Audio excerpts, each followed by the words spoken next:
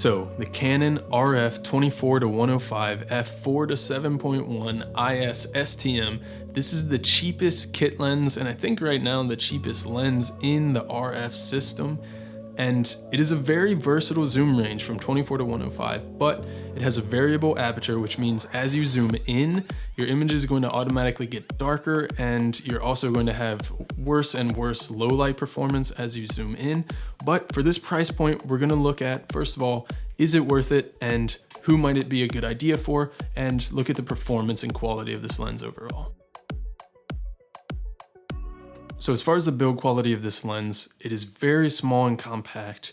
It is a plastic construction, but it does have a metal lens mount. If you've ever used any of the Rebel cameras before, to me this immediately feels like one of the EFS variable aperture zoom lenses that you might use with one of those cameras. As far as what's on the body of the lens, there's not a whole lot. There's a zoom ring, of course, and we have a ring that can be set by a switch to either focus manually if you're using manual focus, or to be set as a control ring to control some of the settings in your camera. There's a switch to turn the image stabilization in the lens on and off. So what I did actually like more than I expected about this lens is that it pairs really well with the RP if you want to have a nice compact setup.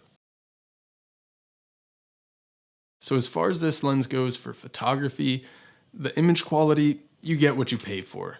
And I will say one thing that you definitely need to think about is the fact that lenses play a much bigger role in the final image quality than any camera body does.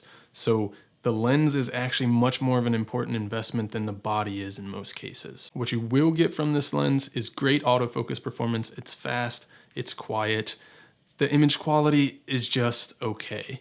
It's going to be decent for something that you might put on social media, and even at the slow aperture of 7.1, when you are zoomed all the way into 105, you can get some blurry background. And of course, one of the biggest issues that you would run into with having such a small aperture at the long end of 105 on this lens is that you're getting a lot less light through the lens and to the camera's sensor.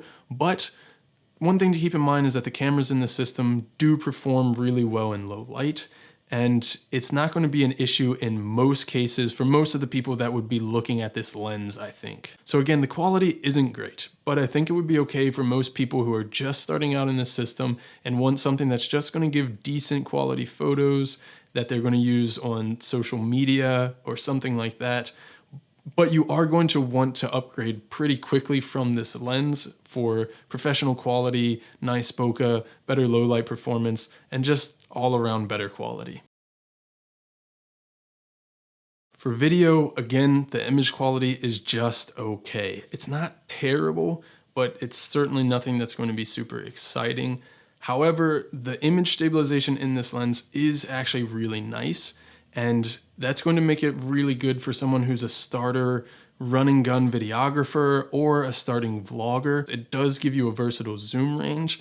And again, the aperture being very small is not going to be great for low light performance. But again, that's not going to be a huge problem for most of the cameras in this series because of their good performance at high ISO settings. So I do think this is a decent starting point for a lot of vloggers or videographers doing a lot of run and gun handheld work. It will keep up in most situations. Indoors in low light at the long end of 105, you will struggle a little bit with getting good image quality. Again, decent starting point, but you're probably going to want to start upgrading your lenses pretty quickly from this.